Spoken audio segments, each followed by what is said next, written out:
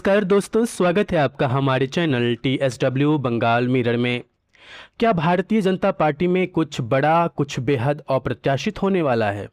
क्या देश की सबसे बड़ी राजनीतिक पार्टी के भीतर किसी बड़े धमाके की स्क्रिप्ट लिखी जा चुकी है? वरिष्ठ पत्रकार आशुतोष का ताज़ा विश्लेषण तो इसी तरफ इशारा करता है।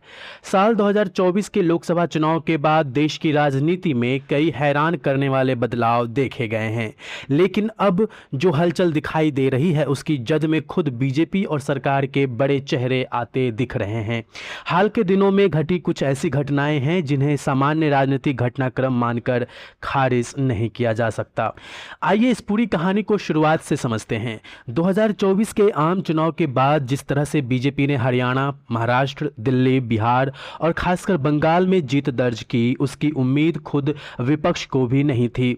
विपक्ष के नेता राहुल गांधी ने खुलकर वोट चोरी के आरोप लगाए। इसी दौरान चुनाव आयोग ने अचानक एक बहुत बड़ा फैसला लिया और विपक्ष के तमाम दबावों के बाद भी वह टस से मस नहीं हुआ।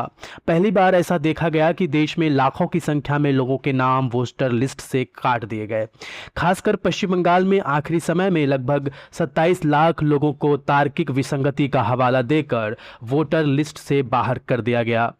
ममता बनर्जी की हार जितनी चौंकाने वाली थी, उससे कहीं ज्यादा हैरान करने वाला उनकी पूरी पार्टी का अचानक से बिखर जाना था। इस बड़े खेल की सबसे ताजा और हैरान करने वाली कड़ी मध्य प्रदेश के दतिया विधानसभा उपचुनाव से जुड़ती है। राज्य के बेहद कद्दावर नेता और पूर्व गृह मंत्री नरोत्तम मिश्रा को इस उपचुनाव में टिकट मिलने की पूरी उम्मीद थी, लेकिन बीजेपी ने अचानक नरोत्तम मिश्रा का पत्ता काटकर आशुतोष तिवारी को टिकट दे दिया। इस फैसले से नाराज समर्थकों ने सड़कों पर हिंसक प्रदर्शन तक किए। हालांकि नरोत्तम मिश्रा ने तुरंत दिल्ली जाकर बीजेपी के शीर्ष स्तर पर मुलाकात की और साफ कहा कि वह बीजेपी में ही रहेंगे और पार्टी का फैसला सर्वोपरि है। नरोत्तम मिश्रा जैसे बड़े नेता को इस तरह किनारे किया जाना यह दिखाता है कि बीजेपी के भीतर पुराने और ताकतवर चेहरों को धीरे धीरे पीछे धकेल कर एक नए नेतृत्व को तैयार किया जा रहा है। बात सिर्फ टिकटिंग तक सीमित नहीं है। अयोध्या राम मंदिर में दान और चंदे को लेकर उठे विवादों ने भी पार्टी के भीतर की रार को हवा दी है। इस पूरे मुद्दे पर प्रधानमंत्री नरेंद्र मोदी और गृह मंत्री अमित शाह की चुप्पी कई तरह के सवाल खड़े कर रही है। विश्लेषकों का मानना है कि इस विवाद के जरिए उत्तर प्रदेश के मुख्यमंत्री योगी आदित्यनाथ पर भी दबाव बनाने की कोशिश की जा रही है। आरएसएस और बीजेपी के कुछ गुटों के बीच चल रही यह खींचतान साफ करती है कि पार्टी के भीतर केवल सत्ता की लड़ाई नहीं बल्कि भविष्य के वर्चस्व की लड़ाई भी चल रही है।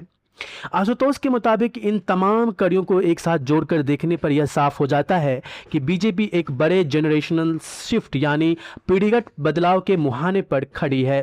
पुराने और अड़ियल हो चुके नेताओं को साइडलाइन कर नए चेहरों को आगे लाना इसी रणनीति का हिस्सा है। आने वाले समय में हमें संगठन और सरकार के स्तर पर कुछ ऐसे बड़े और चौंकाने वाले फैसले देखने को मिल सकते हैं जिनकी किसी ने कल्पना भी नहीं की होगी।